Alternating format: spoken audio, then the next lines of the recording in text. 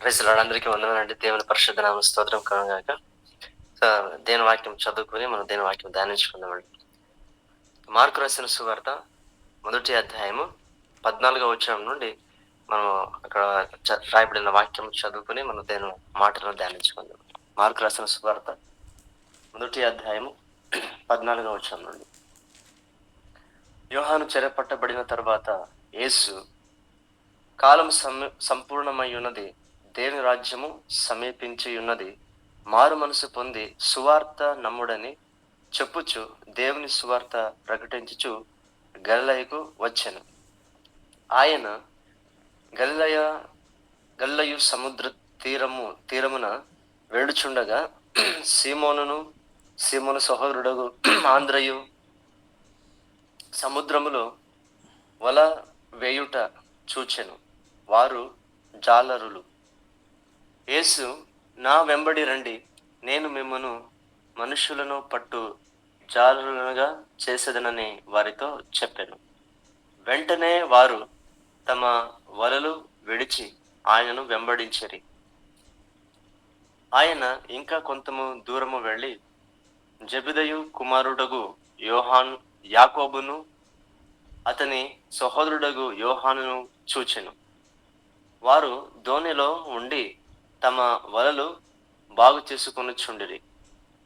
వెంటనే ఆయన వారిని పిలువగా వారు తమ తండ్రి అయిన జెబెదయి దోణిలో జీతగాండ్రు యొద్ద విడిచిపెట్టి ఆయనను వెంబడించిరి. దేవుని పరిశుద్ధ నామ స్తోత్రం. చదవబడిన లేఖనాల్లో ముఖ్యంగా 3 గొప్ప విషయాలు మనం ఇక్కడ చూస్తామండి. ఏమంటే గొప్ప నాయకుడిని లేక గొప్ప గురువును ఇక్కడ మనం చూస్తున్నాం. తర్వాత గొప్ప పిలుపును మనం చూస్తున్నాం. తర్వాత గొప్ప సమర్పణను మనం ఇక్కడ చూస్తున్నాం. అది ఆ విషయాలు ఏంటో ఒక్కొక్క విషయం మనము ధ్యానించుకుందాము. ఇక్కడ గొప్ప నాయకుడు ఎవరయ్యా అంటే ఆయన ఎవరు కాదు, మన ప్రభు అయిన యేసుక్రీస్తు. అవును. ఇప్పుడు ఇక్కడ చదవబడిన లేఖన భాగంలో మనం చూసినట్లయితే యేసయ్య యోహాను చెరపట్టబడిన తర్వాత ఆయన సేవను ప్రారంభిస్తున్నాడు. యేసయ్య సువార్త సేవను ప్రారంభించి ఆయన సువార్త చాటించుచు ఆయన గలిలయ సముద్ర తీరాన వచ్చినట్లుగా మనం చూస్తున్నాం. ఆయన ఎందుకు గలిలయ సముద్ర తీరానికి వచ్చాడంటే తన ప్రారంభించిన ఆ సేవలో తనతో ఉండుటకు ఆయన శిష్యులను ఎన్నుకుంటున్నాడు. ఆ విషయాన్ని ఈ వాక్య భాగంలో మనం చూస్తున్నాం. ప్రథమ శిష్యులను ఆయన ఎన్నుకుంటున్నాడు. ఏ విధంగా తన శిష్యులను ఆయన ఎన్నుకున్నాడో, ఎటువంటి సమయంలో ఆయన శిష్యులను ఎన్నుకున్నాడో ఇక్కడ మనము మొట్టమొదటిగా చూస్తున్నాము. ఇక్కడ ఈ లేఖన భాగంలో మనం గమనించే 3 ముఖ్యమైన మాటలు మనం చూసినట్లయితే వారు సముద్రంలో వల వేయుట ఆయన చూశాడు. ఇంకొకరు వారు తమ తండ్రితో కూడా దోణిలో వండుకొని వలను సరి చేసుకుంటూ ఉన్న విషయాన్ని ఆయన చూశాడండి. ఇక్కడ ఒక విషయం మనం ఏం గమనిస్తున్నామంటే మొట్టమొదటిగా ఈ శిష్యులు వారు ఊరికే ఆ విధంగా ఏమో ఉన్న వ్యక్తులు కాదు. వారు ఒక జవాబుదారీ కలిగి, నమ్మకం కలిగి, ఒక నిష్ట కలిగి తమ పనిలో వారు నిమగ్నులై ఉన్నారు. ఆ సమయంలో యేసయ్య వారిని ఎన్నుకునే ఆ సమయంలో ఇక్కడ చూస్తున్నాము. ఇక్కడ దేవుడు కూడా ప్రతి ఒక్క విషయం కూడా చాలా అర్థవంతంగా దేవుడు రాయించండి లేఖనాల్లో. ఏ ఒక్క మాట కూడా వ్యర్థము కాదు. ప్రతి ఒక్క మాటలో కూడా ఎంతో ఆత్మీయ భావం అక్కడ ఉన్నట్లుగా మనం చూస్తున్నాం. ఈ యొక్క లేఖన భాగం నుండి మనము గొప్ప ఆత్మీయ పాఠాలు కూడా మనము ఇక్కడ నేర్చుకుంటున్నాం. శిష్యులు వారు ఇక్కడ చూస్తున్నాం అంటే వారు శిష్యులు కాక మునుపే వారు తమకు అప్పగింపబడిన ఒక వృత్తిలో వారు నమ్మకముగా నిష్ట కలిగి వారు తమ పనిలో వారు ఉన్నట్లుగా అక్కడ మనము చూస్తున్నాం. అందుకే ఇక్కడ రాయబడింది కదా, సముద్రంలో వల వేయుట చూసెను. అక్కడ సీమోను, తర్వాత సీమోను ఒక తమ్ముడు ఆంద్రయ, వీరు అక్కడ పని చేస్తున్నారు. ముందు కూడా ఆయన ఎన్నుకున్న శిష్యులు యాకోబు, యోహాను వారు పనిలో ఉన్నారు. ఇక్కడ మనం ఒక విషయం గమనించినట్లయితే సో ఏమంటే లోకపు పనిలో ఎవరైతే వాళ్ళు నమ్మకస్తులుగా నిజాయితీ కలిగి నిష్టగా వారు ఉంటారో ఖచ్చితంగా వారు దేవుని పనిలో కూడా నమ్మకస్తులై ఉంటారు. వారు అదే విధంగా దేవుని పని కూడా నిష్ట కలిగి వారు చేస్తారండి. ఆ విషయం సత్యమే. అయితే ఎవరైతే లోకపు విషయంలో నమ్మకంగా ఉండరో, నిష్ట కలిగి ఉండరో వారు దేవుని పనిలో కూడా నమ్మకంగా ఉండలేరు. ఉదాహరణకు మనం గమనించినట్లయితే ఇస్కరియోతు యూద ఆయన కూడా శిష్యుడే. అయితే ఆయన లోకపు విషయంలో అంటే ఈ ధర్మ విషయంలో ఆయన మొదటి నుండి నమ్మకంగా లేడు. శిష్యుడుగా కాక మునుపు నుండి కూడా ఆయన జీవితం గమనించినట్లయితే ఆయన నమ్మకంగా లేడు. అప్పటికి కూడా ఆయన ఒక దొంగగానే ఉన్నాడు. ఆయన శిష్యుల్లో చేరిన తర్వాత కూడా చూస్తున్నాము ఆయన సేవ విషయంలో కూడా నమ్మకంగా లేడండి. అప్పుడప్పుడు అక్కడ కానుక సంచు ఆయన దొంగిలించేవాడని ఒక మాట కూడా ఆయన విషయంలో ఒక చోట మనం చూస్తాం. అంటే ఈ విషయం ద్వారా మనకి ఏం తెలియబడుతుందంటే మనకు దేవుడు ఈ లోకంలో అప్పగించిన పనిలో ఈ లోకపు పనిలో మనం ఏ విధంగా జీవిస్తున్నాం. నమ్మకం కలిగి మనం ఉన్నామంటే ఖచ్చితంగా దేవుని పనిలో కూడా మనం నమ్మకంగా ఉంటామండి. ఒక విషయము ఆత్మీయ పాఠము ఇక్కడ మనము నేర్చుకోగలం. తర్వాత ఈ శిష్యులను ఏ విధంగా ఆయన ఎన్నుకున్నాడు అని అక్కడ చూస్తున్నాము. ఆయన వారి యొద్దకు వచ్చి ఆయన ఒక మాట అంటున్నాడు. ఏమంటే నన్ను వెంబడించండి, నేను నా వెంబడి రండి, నేను మిమ్మల్ని మనుషులను పట్టు జాలరులుగా చేస్తాను. చూడండి, గొప్ప నాయకుడు ఒక గొప్ప పిలుపును ఆయన ఇస్తున్నాడు. ఎవరికి ఇస్తున్నాడు గొప్ప పిలుపు అంటే సామాన్యులైన ప్రజలకు. లోకపు దృష్టిలో వారు ఎన్నిక లేని వారు, నిజమే. వారు జాలరులు, వారు విద్యావంతులు కూడా కాదు. దేని వాక్యం మనం చూస్తున్నాం కదా, దేవుడు కూడా ఆయన ఎవరిని ఎన్నుకున్నాడు? లోకంలో ఉన్న జ్ఞానులను సిగ్గుపరచుటకైనా జ్ఞానము లేని వారిని ఎన్నుకున్నాడని చూస్తున్నాం. బలవంతులను ఆయన సిగ్గుపరచుటకు బలము లేని వారిని ఆయన ఎన్నుకున్నాడని మనం చూస్తున్నాం. ఆ విధంగా ఇక్కడ ఆయన ఒక ఎంపిక, ఆయన ఒక ఏ విధంగా ఎవరిని ఎన్నుకుంటున్నాడో ఆ విషయం మనము చూస్తున్నాం. అవునండి, మంచి నేర్పరులు, విద్యావంతులు, ధనవంతులు, సమాజంలో ఒక హోదా కలిగిన వారిని ఆయన ఎన్నుకోవడం లేదు తన పని కొరకు. ఆయన గొప్ప దేవుడు ఎవరైతే దీనులై ఉన్నారో, తమ పనిలో నిష్ట కలిగి ఉన్నారో వారిని ఆయన చూస్తున్నాడు, వారిని ఆయన ఎన్నుకుంటున్నాడు. సరే, ఆయన ఇచ్చిన ఒక గొప్ప పిలుపు ఏమిటంటే నన్ను వెంబడించండి, నేను మిమ్మల్ని మనుషులను పట్టు జాలరుగా చేస్తాను. ఈ మాటలో ఒక ముఖ్యమైన విషయం మనం గమనిస్తున్నాం. ఏమంటే ఒక నిర్దిష్టమైన మార్పు, ఒక షిఫ్ట్ ఇక్కడ మనం చూస్తున్నాం. ఏమిటంటే అంతవరకు వారు చేపలు పట్టు జాలరుగా ఉన్నారు. ఇప్పుడు ఆయన అంటున్నాడు నన్ను వెంబడించండి, నేను మిమ్మల్ని మనుషులను పట్టు జాలరుగా చేస్తాను, అంటే ఆత్మను సంపాదించే వారుగా చేస్తాను. ఇంతవరకు వారు లోకపు వృత్తిలో ఉన్నారు. ఇప్పుడు యేసయ్యను వెంబడించుట ద్వారా వారు దేవుని పని మనుషులుగా మారుతున్నారు. దేవుని రాజ్యంలో ఒక పని ముట్టులుగా, ఒక పని మనుషులుగా వారు మారుతున్నారు. ఒక విషయం, ఒక మార్పును మనం ఇక్కడ చూడగలమండి. అవును, ఇక్కడ గమనించినట్లయితే వారి ఒక వృత్తి మారింది, జీవన విధానము మారింది, అలాగే జీవితమును చూసే తీరు కూడా మారింది.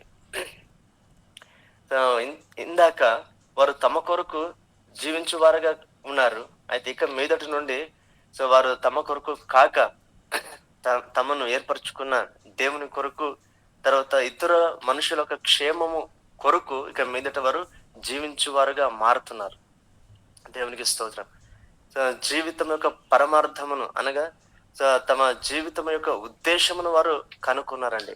ఆ పిలుపులో ఏం చూస్తున్నామంటే దేవుడు ఈ లోకంలో ఆయన మనల్ని ఎందుకు ఉంచినాడు, ఎందుకు ఈ లోకంలోనికి మనల్ని ఆయన రప్పించాడు, ఆ యొక్క జీవితం ఒక లక్ష్యం, జీవితం ఒక ఉద్దేశము ఆ రోజు వారు ఆ పిలుపులో కనుగొన్నారు. అవును, అంతవరకు వారు చూడండి లోక విషయంలో ఉన్నారు, సో తమ కొరకు వారు జీవిస్తున్నారు, తమ కుటుంబం కొరకు వారు జీవిస్తున్నారు. ఎప్ వారు తమ తమ ఒక క్షేమము కొరకే వారు తలంపు కలిగి ఉన్నారు. అయితే ఎప్పుడైతే యేసయ్య పిలుపు వచ్చిందో వారి జీవితంలో ఒక మార్పును మనం చూస్తున్నాం. ఇక మీదట వారు తమ కొరకు కాకుండా ఇతరుల కొరకు జీవించేవారుగా మారినారు. అంటే దేవుని కొరకు వారు జీవించేవారుగా మారినారు. ఇతరుల క్షేమము కొరకు, వారు ఇతరుల రక్షణ కొరకు వారు మారినట్లుగా, ప్రయాసపడినట్లుగా మనము చూస్తున్నాం అక్కడ. అటువంటి గొప్ప మార్పు ఆయన పిలుపులో ఉందండి. అవును. ఈరోజు ఎవరైనా కానీ యేసయ్యను నిజంగా వారు వెంబడించినట్లయితే వారి జీవితంలో కూడా గొప్ప మార్పు కలుగుతుంది. ఈ లోకం కొరకు కాకుండా దేవుని కొరకు జీవించేవారుగా, తమ కొరకు కాకుండా ఇతరుల కొరకు, ఇతరుల క్షేమం కొరకు జీవించేవారుగా వారు ఖచ్చితంగా మారుతారండి. చూసాం కదా.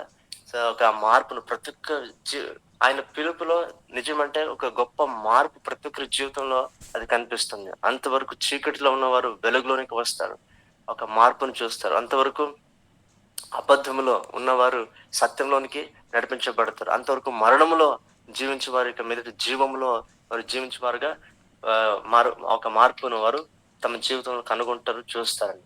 దేవునికి స్తోత్రం. ఇక గొప్ప పిలుపును మనం చూస్తున్నాం. గొప్ప నాయకుడు, గొప్ప పిలుపు. తర్వాత మూడోదిగా మనం గమనించినట్లయితే శిష్యులలో ఒక గొప్ప సమర్పణ కూడా మనము అక్కడ చూడగలము. ఏమిటంటే ఆయన పిలిచిన వెంటనే, చూడండి ఆ మాట 2 సార్లు ఇక్కడ ఈ లేఖన భాగంలో రాయబడింది. చాలా ముఖ్యమైన మాట. ఒక మాట కూడా దేవుడు ఇక్కడ రాయించాడు. ఏంటంటే ఆయన ఎప్పుడైతే పిలిచాడో పిలిచిన వెంటనే అని ఒక మాట 18వ వచనం మనం చూస్తామండి. వెంటనే వారు తమ వలలు విడిచి ఆయనను వెంబడించిరి అనే ఒక మాట మనం చూస్తున్నాం. ఈ యొక్క మాట వెంటనే అనే మాటలో మనం ఏం గమనిస్తున్నామంటే వారు ఎంత మాత్రం కూడా ఆలస్యం చేయలేదు. వారిలో దేవుని పట్ల సంపూర్ణ భరోసా కూడా కనిపిస్తుంది. ఏమిటి ఆ భరోసా అంటే చూడండి ఇక్కడ.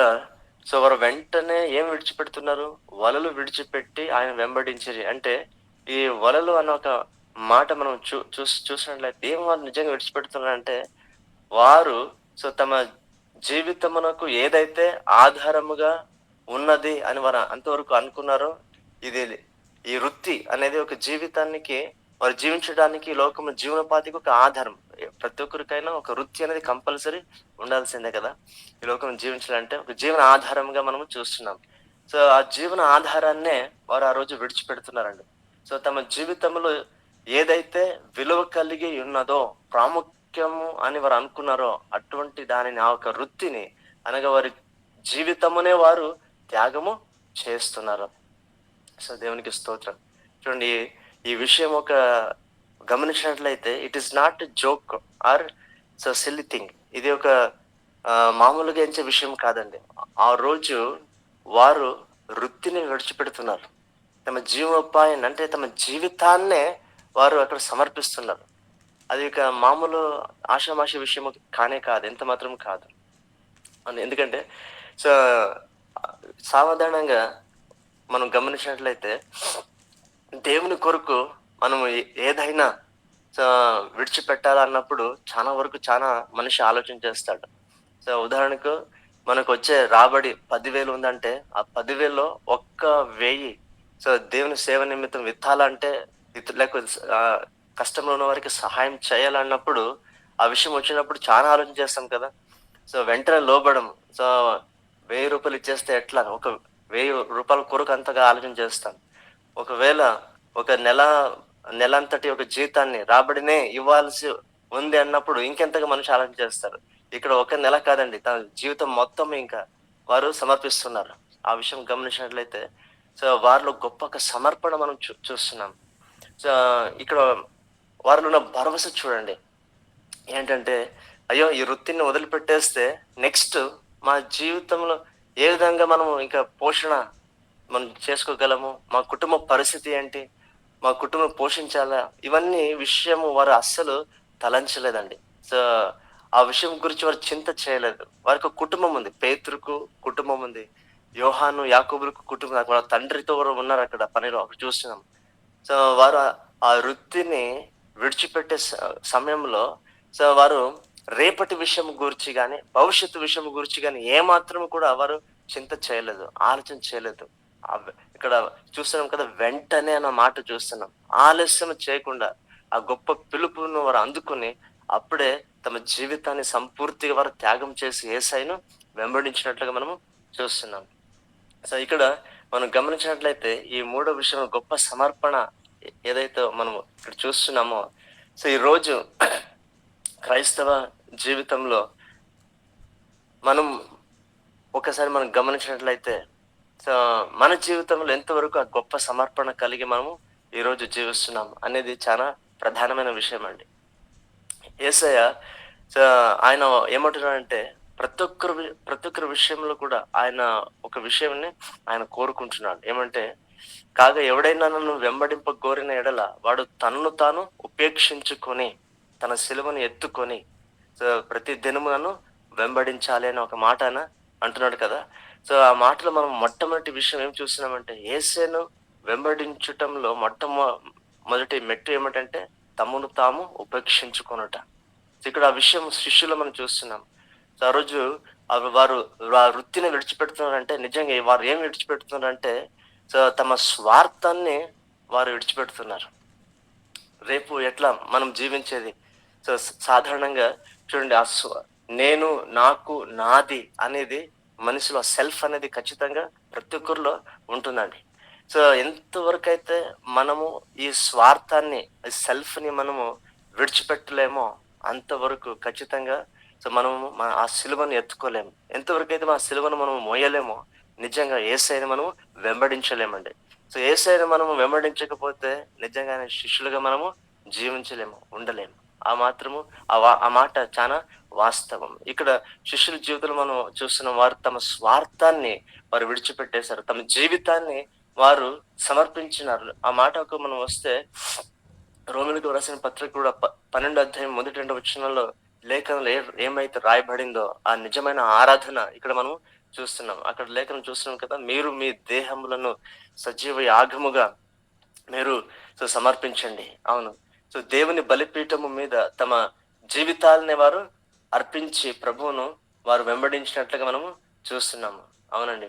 సో ప్రతి మనిషి జీవితంలో చాలా ప్రతి ఒక్క మనిషి జీవితంలో తనకంటూ చాలా తాను ఇష్టపడేది, తను చాలా ఒక ప్రాముఖ్యతను, ఇంపార్టెన్స్ ఇచ్చే ఒక విషయం ఏదైనా ఉందంటే అది ఏది కాదు, తన స్వప్రాణము మీద మనిషికి ఉన్న ఆశ, ఒక సెల్ఫ్ అనేది మనం చూస్తున్నాం.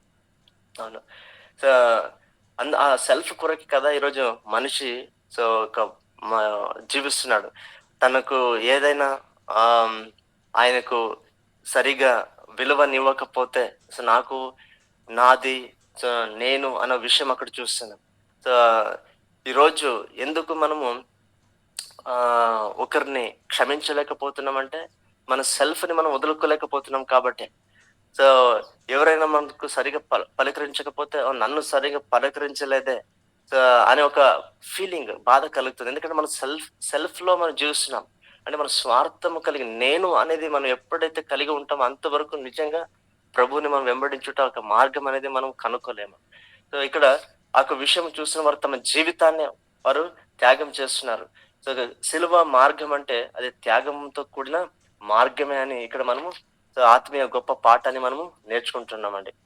అవును.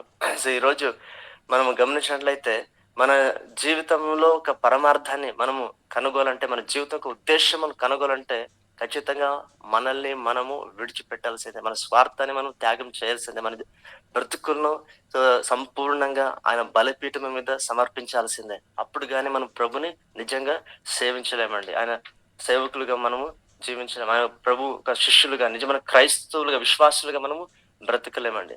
ఈ రోజుల్లో సంఘంలలో ఎందుకు విభేదాలు కలుగుతున్నాయి? ఎందుకు పైపోటీలు కలుగుతున్నాయి? లేకుంటే మత్సరము, ద్వేషము, అసూయములు, గొడవలు ఇవన్నీ ఎందుకు మనం చూస్తున్నామంటే ఆ యొక్క సెల్ఫ్‌ని వదిలిపెట్టలేకపోతున్నారు. దాన్ని విడిచిపెట్టి ప్రభువును వెంబడించలేకపోతున్నాం కాబట్టి. సో మనం ఏం చూస్తున్నామంటే సాధారణంగా ఈ ఒక విషయంతో మనం అంటే శరీర సంబంధమైన ఈ యొక్క విషయము మనం గలతీయులకు రాసిన పత్రిక 5:19 చూస్తున్నాం కదా. శరీరముకు విషయాలు అక్కడ చూస్తున్నాం. వాటిని మనం విడిచిపెట్టకుండా సో మనము మన దేహములను ఆ విధంగా దేవునికి నిజంగా సమర్పించుకోకుండా మనం ఉన్నప్పుడు ఏమైతుందంటే వాటితో మనం ప్రభుని వెంబడించుటకు మనం చూస్తున్నాం కాబట్టి ఈ యొక్క ఆత్మీయ జీవితంలో ఈ త్రొట్టిల్లుపాటు అనేది జరుగుతా ఉంది ప్రతి ఒక్కరి విషయంలో. కాబట్టి సో మన జీవితంలో నిజంగా అంటే సో దేవునికి మహిమకరంగా మనము ఉండాలి అంటే ఖచ్చితంగా మన జీవితంలో ఈ 3 విషయాలు జరగాలండి. ఒకటేమంటే ఆయన ఒక ఎన్నుకొనుట, ఆయన ఒక ఏర్పాటు మనం జీవితంలో ఉండాలి. తర్వాత ఆయన మాట వినుట. రెండోదిగా శిష్యులు ఆయన మాట విన్నారు. మనం కూడా ప్రతిరోజు మనం కూడా మన జీవితం గమనించినట్లయితే మనము ఎన్నుకోబడ్డాం. దేవునికి స్తోత్రం. ఆయన మాట మనం కూడా వింటున్నాం. దేవునికి స్తోత్రం. ప్రతి వారం కాకుండా ప్రతి రోజు కూడా దేవుడు గొప్ప తరుణాన్ని మనందరికి ఇచ్చాడు. ఆయన మాట మనం వింటున్నాం. అయితే 3 సంగతి ఉంది కదండి, అది చాలా ఇంపార్టెంట్. ఏమంటే ఆయన మాటకు ఎంతవరకు లోబడుతున్నాం. శిష్యులు ఆయన మాటకు సంపూర్తిగా లోబడ్డారు. వెంటనే ఆలస్యం లేకుండా వారు లోబడ్డారు. అక్కడ చూస్తున్నాము అంటే స్వార్థమును విడిచిపెట్టుట అన్న విషయం ఏమైతే ఉందో, ఈ 3 ఒక పనులు, ఈ క్రియలు మనలో జరిగిన నాడే, సంపూర్తిగా జరిగిన నాడే మనం నిజముగా ప్రభువును వెంబడించు వారముగా, ఆయన నిజ శిష్యులుగా, నిజ క్రైస్తవులుగా జీవితమునకు పరమార్థం కలిగిన వారుగా, తద్వారా జీవము గల మన దేవునిని మనము నిజంగా మహిమపరచు వారుగా మనము బ్రతకగలమానండి. అతి ఒక కృపను ప్రభువు మనందరికీ ఆయన అనుగ్రహించును గాక. ఈ కొద్ది మాటలు దేవుడు మన వెనుకల్లో దీవించును గాక. దేవునికి స్తోత్రం. Praise Lord. థ్యాంక్ యూ అన్న. Praise the Lord. నిజంగా ఈ విషయాన్ని మనం చాలా జాగ్రత్తగా గమనించవలసినటువంటి విషయం. చూస్తూ ఉన్నాం కదండి, పిలుపు విషయంలో మనం ఇది దేవుని పిలుపు అని మనం కనిపెట్టి కూడా నిర్లక్ష్యం వహిస్తూ ఉంటాం. ఇంకోటి, ఒకవేళ పిలుపు స్వరాన్ని విన్నప్పటికి కూడా రెస్పాండ్ అవ్వనటువంటి వారంగా ఉంటాం. రెస్పాండ్ అయినప్పటికీ కూడా మనల్ని మనం వదిలేసుకోలేకుండా ఉంటాం. అదే చూస్తూ వచ్చాం. వాక్య భాగాన్ని కూడా చూపించాడు. అన్న ఏమంటున్నాడు, తాను ఉపేక్షించుకొని ఎప్పుడైతే నేను అన్నటువంటిది పక్కన పెట్టకపోతే నిజంగా మనము ఆ యొక్క సిలువను మోయలేము, ఆ సిలువతో ప్రయాణం చేయలేము, ఈ ప్రభు వారితో మనము నడవలేము. నిజంగా దేవుడు ఆయన పిలుచుకున్నప్పుడు నిజంగా వారు తమకున్నటువంటి ఆ ఉద్యోగాన్ని వదిలిపెట్టి రావడం అన్నది ఈ రోజుల్లో చాలా గొప్ప విషయం. మనం ఆ రోజుల్లో అయినా గొప్ప విషయమే. నిజంగా కుటుంబ పరిస్థితి ఎలా అవుతుంది, బిడ్డలు ఏమైపోతారు, భార్య ఏమంటుంది, తల్లిదండ్రులు ఎలా తీసుకుంటారు, ఇంటికి వెళ్ళి వచ్చి కనుక్కొని చెప్తాము, ఇవేం చెప్పలేదు వాళ్ళు. ఒకసారి దేవుని స్వరాన్ని విన్నసరికి చేస్తున్న పనిని ఇమీడియట్గా వదిలేసి ప్రభువును వెంబడించినటువంటి వారిగా ఉంటున్నారు. నిజంగా ఈ రోజుల్లో మనము అటువంటి భారం కలిగినటువంటి వారిని చూడడం చాలా అరుదైపోయింది. నిజంగా చేస్తున్నటువంటి వారు చేస్తున్న పనిని సంపూర్ణంగా మరి వారి పిలుపు ప్రకారం వారు చేస్తూ ఉన్నారు. అసలు చేస్తూ ఉన్నారా లేదా అన్నదే మన ముందున్నటువంటి గొప్ప సవాల్. నిజంగా ఈ మాటకు వస్తే మనము ఎప్పుడైనా పరిచర్య గురించి ఎవరికైనా చెప్పినప్పుడు ఏమంటారంటే, ఒక హాలిడే రోజు వచ్చి చేస్తామన్నా, లేదంటే పండుగ రోజు వచ్చి చేస్తాము, చర్చిలో పనులు ఉన్నాయి అంటే, నిజంగా నేను ఎప్పుడు గట్టిగా చెప్పే మాట ఏంటంటే, నువ్వు ఖాళీగా ఉన్నప్పుడు ప్రభుకు సమయం ఇవ్వద్దు. అది చాలా అవమానకరమైనటువంటి విషయం. ఈ జీవితం దేవుడిచ్చింది. నీ కంఫర్టబుల్ టైంలో మనం పరిచర్య చేయడానికి సిద్ధపడకూడదు. అది ఏమాత్రం దేవుడు ఇష్టపడ్డు. నువ్వుకున్నటువంటి అనానుకూలతలో దేవుడు నిన్ను ఎప్పుడైతే పిలుస్తాడో ఆ రోజు పనిచేయడానికి సిద్ధపడ్డామంటే నిజంగా దేవుని నామం ఆ క్షణాన మహింపరచబడుతుంది. ఆ విషయాన్ని గమనించాలి. అందుకే ప్రభువారు యోహాను సువార్తలో ఒక మాట చూస్తాం. ఏమనుంటుంది, 17వ అధ్యాయం 4వ వచనంలో, చేయుటకు నీవు నాకు ఇచ్చిన పనిని భూమి మీద నెరవేర్చి మీ నామాన్ని మహింపరిచానయ్యా. దేవుడు ఆయన యొక్క ప్రోగ్రెస్ రిపోర్ట్ చూపిస్తాడు. ప్రసంగి గ్రంథకర్త కూడా రాస్తాడు. నువ్వు వెళ్తున్నటువంటి లోకంలో మరి చేయడానికి పని కానీ, ఉపయోగించడానికి జ్ఞానం కానీ, తెలివి కానీ లేదు. నువ్వు చేతికి వచ్చిన పనిని శక్తి లోపం లేకుండా చెయ్యి అని. నిజంగా ఎప్పుడు దేవుడు మనల్ని పిలుస్తాడో ఆ రోజు ఆ పని చేయడానికి మనకున్నటువంటి ఎంత ఎమర్జెన్సీ వర్క్ అయినా కానీ నిజంగా దేవుని స్వరాన్ని గౌరవించే వ్యక్తులుగా మనము ఉండాలి. అలా ఉన్నప్పుడే ఆ పిలుపుకు తగినటువంటి జీవితం మనము జీవించగలం. మరి ఒక ప్రత్యేకమైనటువంటి అనౌన్స్మెంట్ అండి. మరి రానున్నటువంటి ఆగస్టు 15 నేను డిస్ప్లే చేస్తూ ఉన్నాను స్క్రీను, మీరు గమనించవచ్చు. సో 15 మనము ప్రత్యేకమైనటువంటి మీటింగ్ క్రైస్ట్ సెంటర్డ్ మినిస్ట్రీ త్రూగా యాప్రాల్లో ప్రత్యేకమైన సమావేశము 10 గంటల నుంచి 4 గంటల వరకు కలిగి ఉన్నాము. మరి ఈ యొక్క ముఖ్యమైనటువంటి ఉద్దేశం ఏంటంటే, ఆ ప్రాంతంలో చాలా ఇక్కడ మీరు గమనించవచ్చు, ఆ ఇమేజెస్ కూడా ఉన్నాయి. ఎక్కువ తాగుడుకు బానిసలైనటువంటి వారు, అనేకమైనటువంటి లోకం చేత పట్టబడినటువంటి బంధకాల్లో ఉన్నటువంటి వారిని బట్టి, మరి ప్రభు ఇచ్చిన భారాన్ని బట్టి మనము మరి ఈ యొక్క దాదాపుగా ఒక ఫుల్ డే సెషన్ కలిగి ఉండాలని ప్రభు చిత్తంలో కనిపెట్టి ప్రార్థనాపూర్వకంగా మనం ముందుకు వెళ్తూ ఉన్నాము. మరి ఈ విషయంలో మరి ప్రతి ఒక్కరూ భారంగా ప్రార్థించండి. మీరు ఒకవేళ అవైలబుల్ ఉన్నారు అనుకుంటే, నేను అన్నట్టుగా కదండి, నేను అవైలబుల్ ఉంటే వస్తాను అని మాత్రం ఏమాత్రం అనుకోండి. ప్రార్థన చేయండి, ప్రభు ఎలా నడిపిస్తే అలా ముందుకు వెళ్ళండి. మరి ఇందులో ముఖ్యమైనటువంటి విషయం ఏంటంటే, మనము లాస్ట్ ఇయర్ సుభాషిణి సిస్టర్ అని ఒక సిస్టర్ గురు యొక్క టెస్ట్ మనీ మనం ఆన్లైన్లో చెప్పించాం. మరి ఆ సిస్టర్ను మరి ఆ యొక్క ప్రాంతంకు మొట్టమొదటిసారిగా మరి తను రాగలుగుటకు మరి లాస్ట్ వీక్లో మాట్లాడినప్పుడు మరి అక్క వచ్చి తన సాక్ష్యాన్ని పంచుకుంటా అన్నారు. మరి ఆ విషయం కూడా మరి ప్రార్థన చేయండి. ఇంకో విషయము, మరి ఒక స్కిట్ కూడా కలిగి ఉండాలని, మరి అందులో తప్పిపోయిన కుమారుడు కానీ, లేదంటే ఎవరైనా ఒక మరి బలహీనతల్లో బంధించబడినటువంటి బిడ్డలు ఎలా బయటికి రావాలో అన్నది కొంత స్కిట్ భాగాన్ని కూడా కలిగి ఉండాలని, ఆ యొక్క ప్రజలను కొంత మరి ఎంకరేజ్ చేయడానికి కొన్ని గేమ్స్ కూడా కలిగి ఉండాలని, మరి చివరిలో మరి స్వాతంత్ర్యం యొక్క విధానంలో మరి నిజంగా మనం అటువంటి స్వాతంత్ర్యం పాపము నుంచి పొందుకున్నామా అన్నటువంటి ఒక వర్తమానాన్ని కూడా మనము చివరిలో కలిగి ఉంటాం. మరి భోజన సహవాసం కూడా మనం వాళ్ళు ఎంతమంది వచ్చినా ఆ సరౌండింగ్స్ ఏరియాల్లో వాళ్ళందరికీ పెట్టాలన్నటువంటి ఉద్దేశాన్ని కూడా కలిగి ఉన్నాము. మరి మన యొక్క భారం కలిగి పరిచర్యలో సమయానుకూలంగా అన్ని విషయాల్లో పనిచేస్తూ ఉన్నటువంటి తోటి పనివారైన టీం మెంబర్స్ అందరం కూడా మరి బై 6 o'clock అక్కడ గ్యాదర్ అవుతాము. ఇంకా కొంతమందికి చుట్టుపక్కల ఉన్న వారికి కూడా ఇన్వైట్ చేస్తూ ఉన్నాము. వారందరికీ కూడా బ్రేక్ఫాస్ట్ ఏర్పాటు కూడా చేయడానికి మరి ప్రభు కృపను బట్టి సిద్ధపడుతూ ఉన్నాం. మరి ఈ అన్ని విషయాల కొరకు ప్రార్థన చేయండి. నిజంగా ఆ ప్రాంతంలో అనేక మంది ఉన్నారు కానీ వారు దేవుణ్ణి ఎరగనటువంటి వారై ఉంటున్నారు. మన యొక్క ఈ యొక్క మీటింగ్ యొక్క మొట్టమొదటి థీమ్ ఏంటంటే, ప్రభు అయిన యేసునందు విశ్వాసం ఉంచుము, అప్పుడు నీవును నీ కుటుంబమును రక్షించబడును. అపోస్తల కార్యములు 16:31 వచనం. కాబట్టి ఈ విషయంలో నిజంగా మనం భారం కలిగి ప్రార్థన చేయండి. మొట్టమొదటిగా మరి మీరు రావడానికి ప్రయత్నం చేయండి. రెండవదిగా ప్రభు చిత్తమై మిమ్మల్ని ఏమైనా ప్రేరేపిస్తే మరి ఏ విధమైన సహాయం చేయడానికైనా మీరు ముందుకు రండి. ఇది ప్రభు పేరట మనవి చేస్తూ ఉన్నాను. ఇంకేదైనా మీరు మరి ఇంకా మాట్లాడాలి, తెలుసుకోవాలి వీటి గురించి అంటే తర్వాత మీటింగ్ తర్వాత మీకు అందరికీ నా నెంబర్ తెలుసు కాబట్టి you can reach to me.